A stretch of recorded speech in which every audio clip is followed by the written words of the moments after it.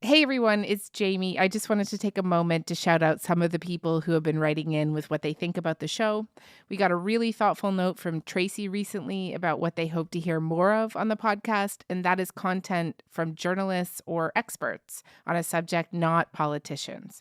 We really appreciate this feedback, and like Tracy, you can reach the show anytime at frontburner@cbc.ca to tell us about the kinds of stories that you want us to cover and by who. And make sure that you're following us on your podcasting app of choice. It's the best way to make sure that you catch every episode. All right, here is today's episode.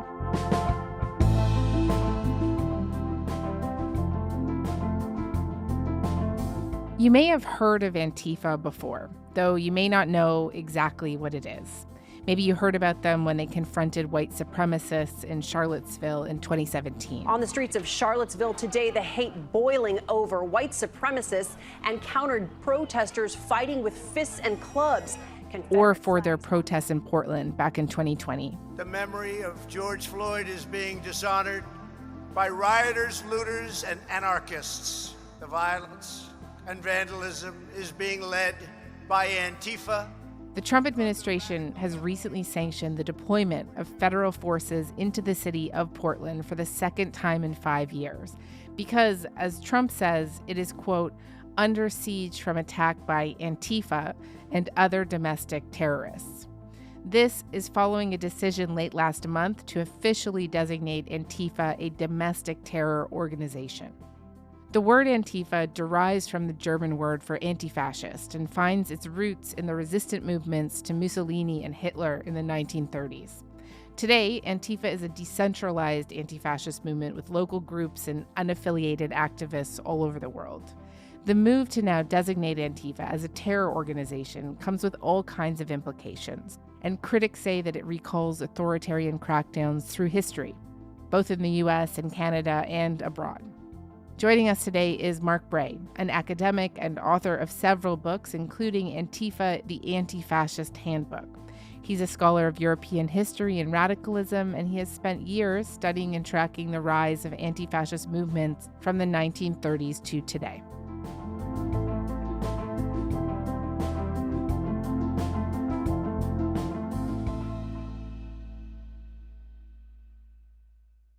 Mark, hi, thank you so much for coming onto Front Burner. It's a pleasure to be here.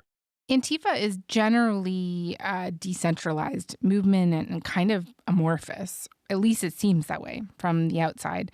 How would you describe the movement or group to people that may not be familiar with it? Yeah, that's right. There's an assumption on the part of a lot of right-wingers that any kind of political entity has to be this kind of hierarchical, homogenous organization with leaderships and a headquarters and so forth.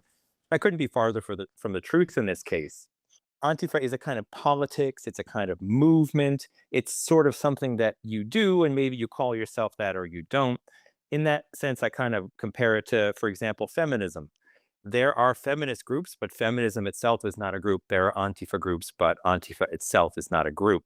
Just to kind of address something that you mentioned in the introduction, which is a great introduction, there are plenty of radicals from plenty of different traditions that engage in different forms of direct action and unconventional political forms of resistance. Most of them are not part of Antifa groups, and most of the like Black Lives Matter protests and so forth were people from other traditions, other kinds of political backgrounds. Part of the problem now is Trump is trying to lump everyone who maybe will have a protest in the streets or will do anything outside of the liberal playbook of voting as the evil Antifa, and it's not accurate. Politics, both conservative and liberal, tend to operate within a framework of elections, debate, and faith in institutions, right? The idea that fascism can be defeated democratically. But anti-fascist logic rejects that, arguing those very systems often enable fascism's rise, right? Mussolini and Hitler, after all, came to power through democracy. So within that logic, how effective do anti-fascists believe governments or institutions really can be in fighting fascism? Who can be relied on? Well, that question is the key to understanding the historical genesis of militant anti-fascism.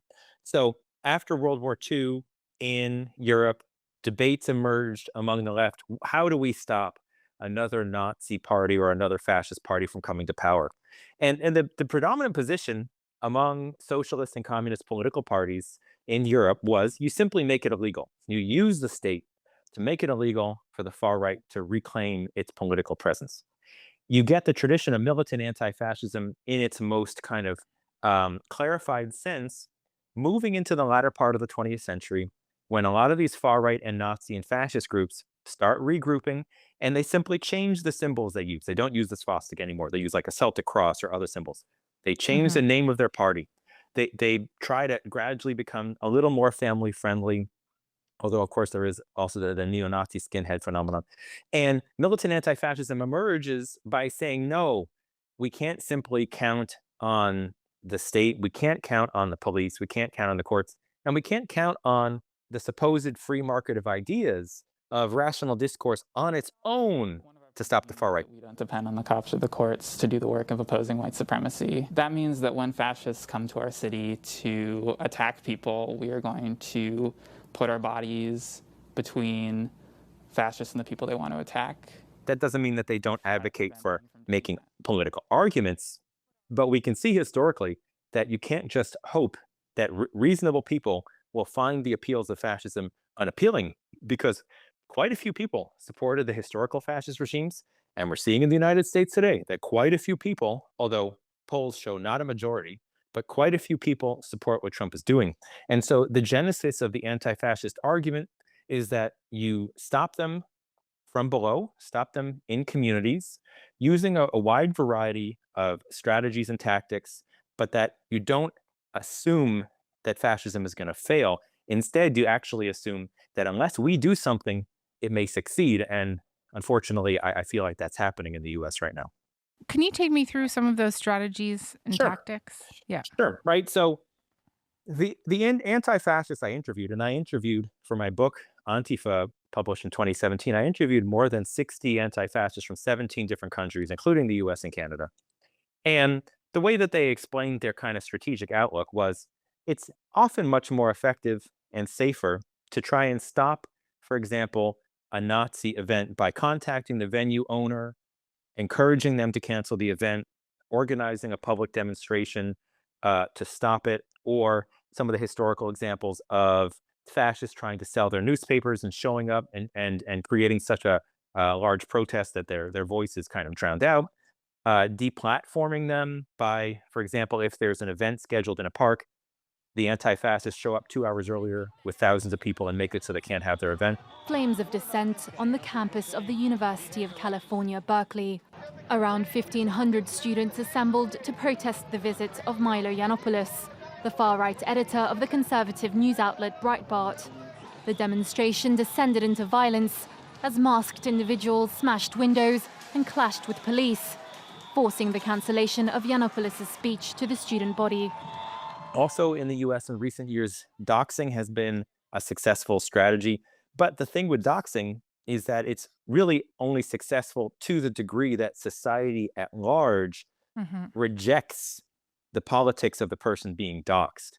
And so in that sense, I've heard from some anti-fascists that they don't feel like it's as successful in the US today because the kind of far-right politics have become so predominant. Homeland Security says ICE agents, including in Portland, are getting doxxed. Secretary Kristi Noem says 2 groups in Portland have been publishing names, pictures, and addresses of ICE officers on the web. Others have allegedly been posting flyers in the officers' neighborhoods. Noem pledged to prosecute those who dox federal agents. That's a wide range of tactics, but they also argue, given the historical legacy of fascism being an inherently violent, not just empirically, but in its essence, glamorizing and promoting violence, politics, and given the legacy of the Holocaust and authoritarian regimes, and more recent examples of whenever there's a far-right event, the likelihood of an attack on a marginalized community increases,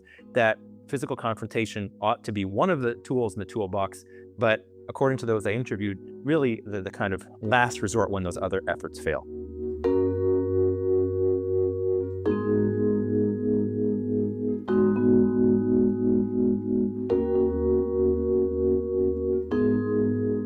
I want to ask you about Portland specifically. Portland has become I think, kind of shorthand for Antifa in a lot of the political imagination, a kind of testing ground for what both the right and left project onto anti-fascism.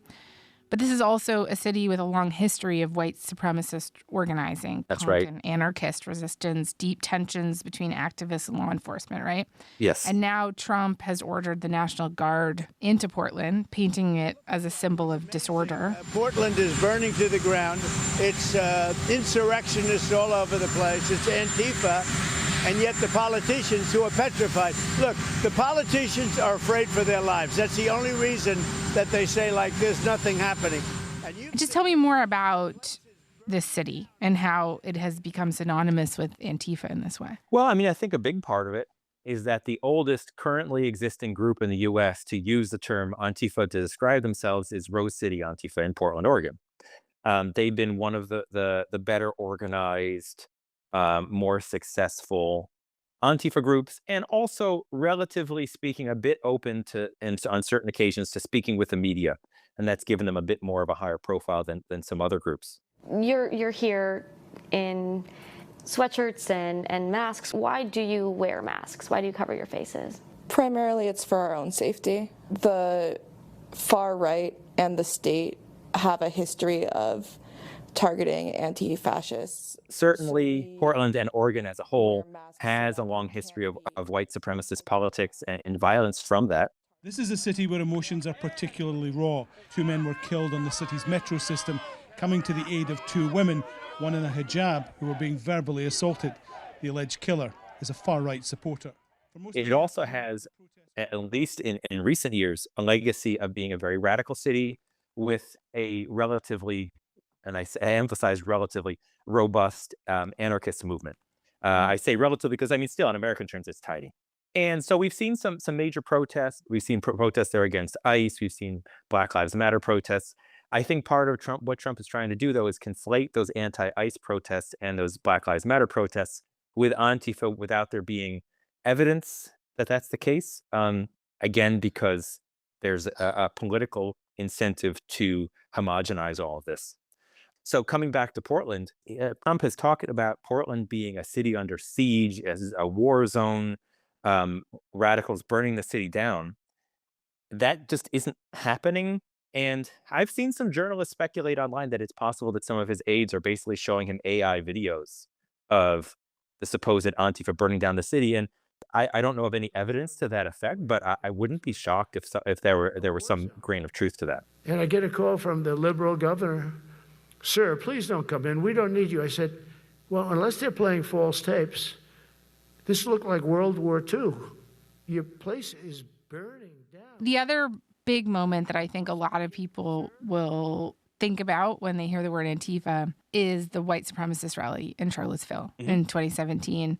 This is where we saw anti-fascist counter-protesters descend on the campus of the University of Virginia and meet hundreds of white supremacists head-on. Today, the hate boiling over, white supremacists and counter-protesters fighting with fists and clubs. Confederate flags on full display, the governor declaring a state of emergency. And that confrontation led to street-level clashes and violence and eventually culminated in the murder of a woman, Heather Heyer, who was killed by one of the white supremacists present. The American activist Cornel West, as well as other peaceful protesters present that day, credited the presence of Antifa with having saved their lives, that they would have likely been injured or worse if not for their intervention. Can you talk to me a little bit more about Antifa's presence at the Charlottesville Unite the Right rally and what you saw in that? Right. So, I mean, that was an interesting moment in American politics for a variety of reasons. Part of what was that there was an effort evident in the title of the rally, which was Unite the Right, to create an independent political space for the far right, even outside of Trump and Trumpism, and establish a kind of militant street presence for the far right. After hundreds of white supremacists, some giving Nazi salutes, held a torch-lit rally yesterday at the University of Virginia to protest against a decision to remove the statue of a Confederate Civil War general. The fact is to show people like an overwhelming force that we support keeping these statues, that we're against their removal. I mean, they're literally pulling up all our culture from the roots. They're not pulling up anybody else's culture. In response to that, various different Antifa groups or like-minded activists showed up to counter-protest them. And we've all seen the images of the confrontations that occurred, including the tragic murder of Heather Heyer. Part of the argument made by militant anti-fascists historically is you don't let the far right normalize themselves in society, either through their discourse or through their organizing or through their public presence. That if there is this large gathering that is basically promoting the Great Replacement theory, which for listeners who are unfamiliar with it, is basically this explicitly Nazi conspiracy theory that had existed on the farthest reaches of Nazi internet world for several decades, that is now being promoted directly by Donald Trump, which says that Jews are orchestrating a conspiracy to destroy the white race by promoting immigration and interracial marriage. That the people that were marching there in Charlottesville were chanting, "Jews will not replace us," which is a direct reference to that conspiracy theory, and trying to really demonize anyone that was not, a straight white person. And so the anti-fascist argument, their strategic outlook, is we just don't let that become normalized, that we show up and oppose it. And that's what happened.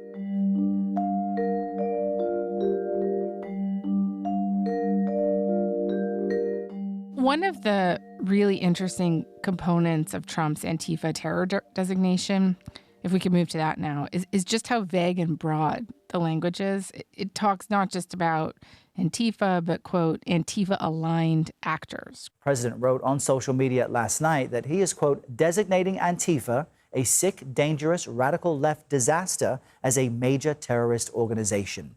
He also says he will investigate those who fund the group. Critics have warned that because Antifa has no central structure, there's a danger here that these orders will be used by law enforcement agencies to crack down on a broad spectrum of left-wing activism and frame it as a national security problem. Were you surprised by Trump's terror designation? What do you think the implications of all of this are? Well, initially, I was not too surprised, because it was not the first time that he or other Republicans had called for, quote unquote, Antifa to be designated as a terrorist organization. Trump famously made the same kind of appeal during 2020, during the Black Lives Matter protests, when he argued that the entirety of what was perhaps the most important popular social upheaval the U.S. had seen in decades was the exclusive product of these handful of really small Antifa groups, which was, of course, ludicrous. We support the right of peaceful protesters, and we hear their pleas. But what we are now seeing on the streets of our cities has nothing to do with justice or with peace. The memory of George Floyd is being dishonored by rioters, looters, and anarchists. The violence and vandalism is being led by Antifa and other radical left-wing groups. So he called for it back then, but didn't follow it up. So initially, this time when he said that, I thought maybe it'd be more of the same. But then he issued the executive order, which, despite having a lot of strong sounding language, has no legal mechanism. There is no way to designate domestic entities in the U.S. to be terrorist organizations, only foreign entities. But although it doesn't have legal weight, I think it would be short-sighted to think that it doesn't matter. Because, as you suggest, it's certainly an effort to try and demonize the left, demonize those who protest or resist the administration in any way.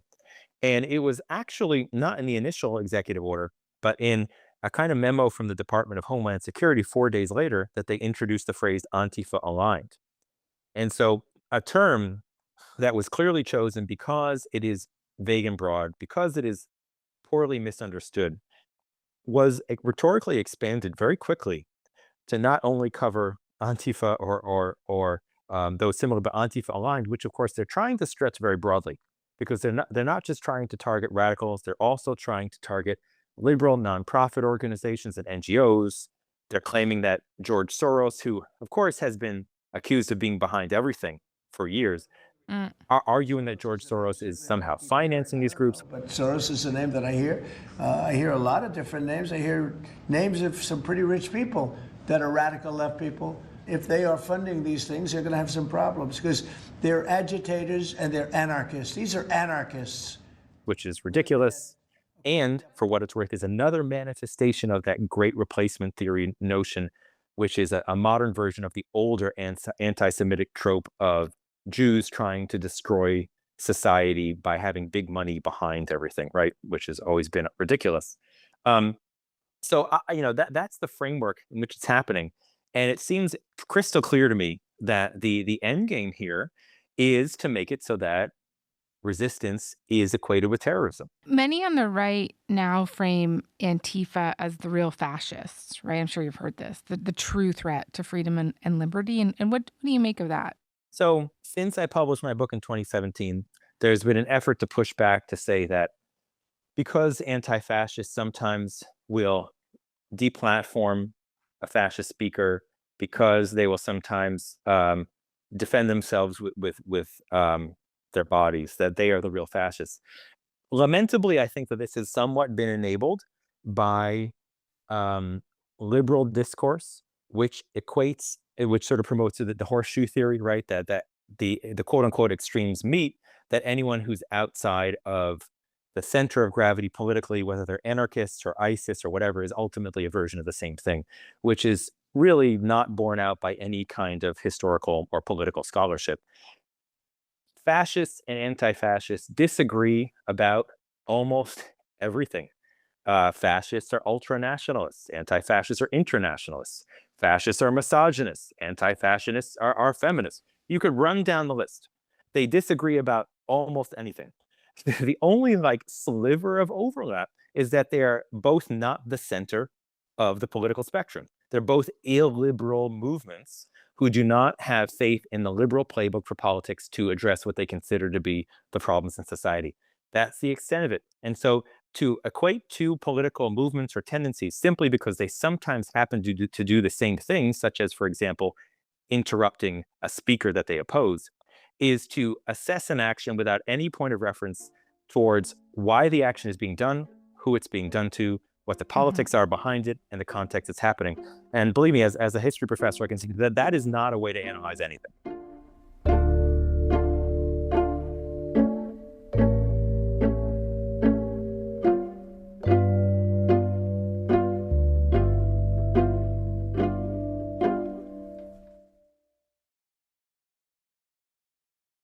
I want to put a critique around free speech to you, which I'm sure you've heard, right? That, if anti-fascists believe, or some anti-fascists believe, I know it's not a monopoly, that you need to shut down the right of the fascists to speak, to be heard.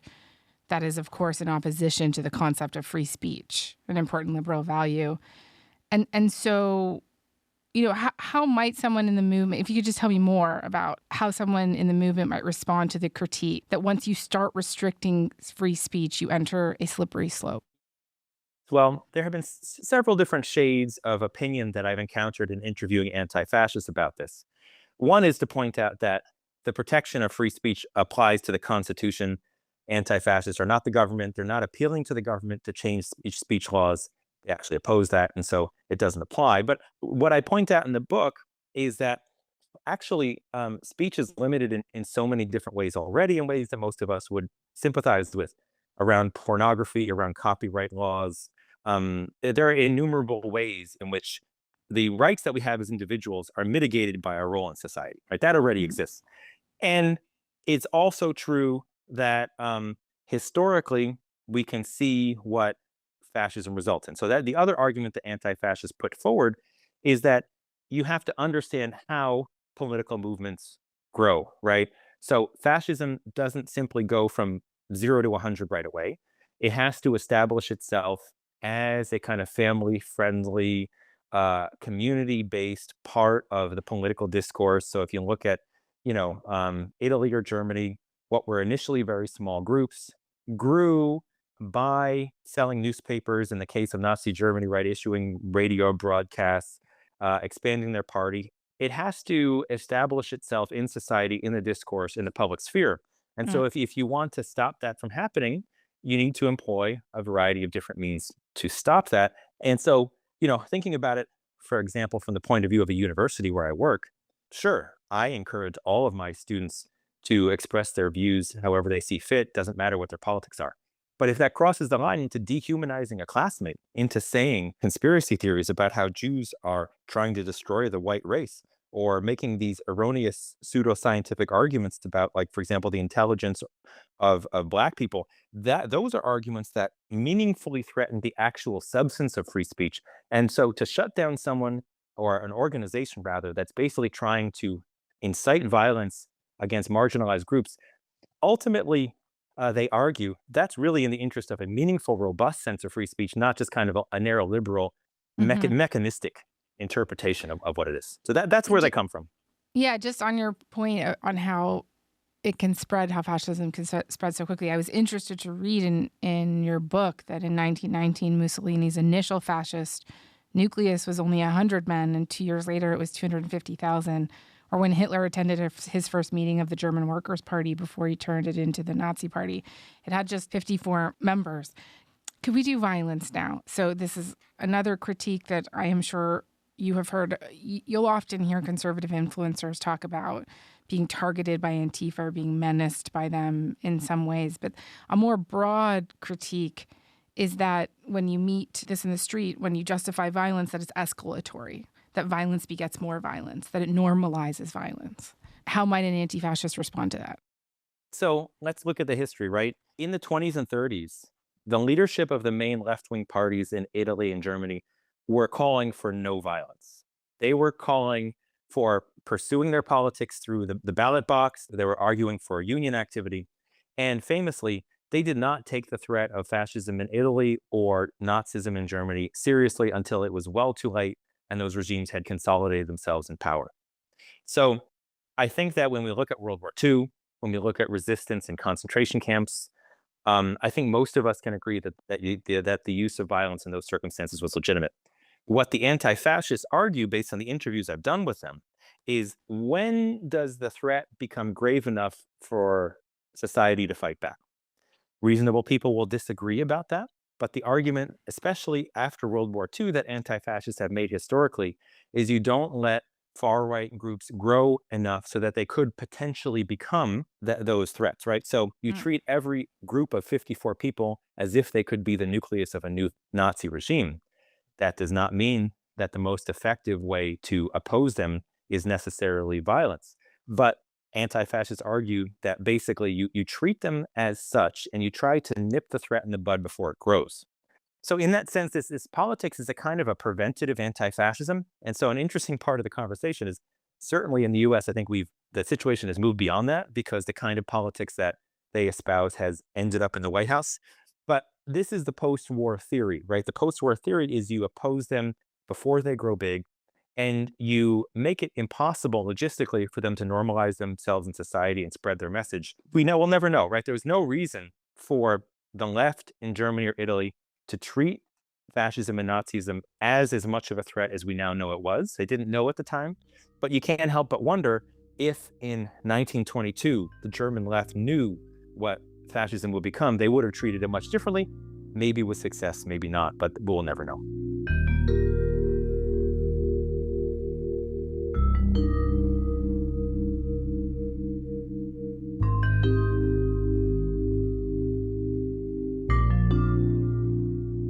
On America today, I mean, if we just look at what we're seeing in the streets, where we see people on a pathway to citizenship, citizens, non-citizens are being snatched off the street by masked agents of the state. American cities are being invaded and occupied by federal forces.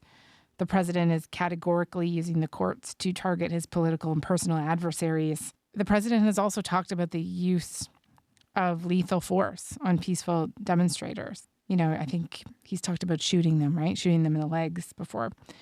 And now Antifa has been designated a terror movement. And what do they see? Again, I know it's not a monolithic group, but what do they see as their role in this moment, you think? What is the anti-fascist prescription for this moment? Well, I can't speak for any individual or group specifically, but from the point of view of a history professor of anti-fascism, I think it's a very interesting and possibly somewhat unprecedented moment.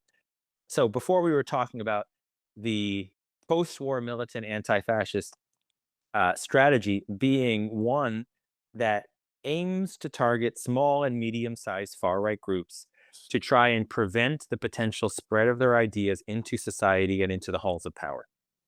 That was in my book in 2017. I spoke of the anti-fascist movement at that time as this kind of preventative anti-fascist movement. Now, I think insofar as the efforts by the far right to establish their own independent street presence were shut down in 2017, 2018, and 2019, Antifa served that purpose well. But essentially, it seems like a lot of what the far right did was they folded themselves into MAGA and into Trumpism. And so here we are with Trump in the White House, more explicitly fascist than he was even last time. And so at this point, the kind of preventative anti-fascism that Antifa groups focus on, we're a bit beyond that point, which doesn't mean that those groups cannot or will not serve an important purpose, either in terms of continuing their monitoring of far-right groups or providing a kind of role in protests, or even promoting their kind of strategic outlook around the need to counter protest and so forth. So we're not in this kind of preventative anti-fascism stage. We're also not, and we have a historical blueprint for how to do that. We're also not in the stage that we have the other historical blueprint for in terms of anti-fascism, which is warfare, right? We know what happened with the Spanish Civil War. We know what happened with World War II. I hope more than anything that we don't end up in an analogous situation again. And so I think we need to write a new playbook that has to involve as many people as possible, resisting in whatever way they see fit, but building a kind of mass popular anti-fascist movement to stop this march towards fascism. Mark, just finally before we go, I think relevant to this conversation is the fact that you are currently the subject of a doxing campaign, and it has forced you to teach your classes online out of fear for your safety. You've been targeted, I believe, by members of Turning Point USA, the late Charlie Kirk's political organization, as well as Fox News and other conservative influencers that are accusing you of being a financier of Antifa, which, of course, you deny. How have you been dealing with that? What has it been like for you to be the target of that kind of effort? Well, when my book came out in 2017, I was harassed and received quite a few threats back then as well. So unfortunately, it's not entirely new territory. Nevertheless, it is very disturbing. It has caused me to be concerned for my physical safety and that of my family. But I'm heartened by the fact that it is currently sparking a kind of national and to some extent international conversation about academic freedom and resistance to an increasingly authoritarian regime. And so to the degree to which that can kind of spark that conversation and encourage people to action, then I hope that that's the result that this will have. Okay. Mark Bray, thank you very much for this. Appreciate it.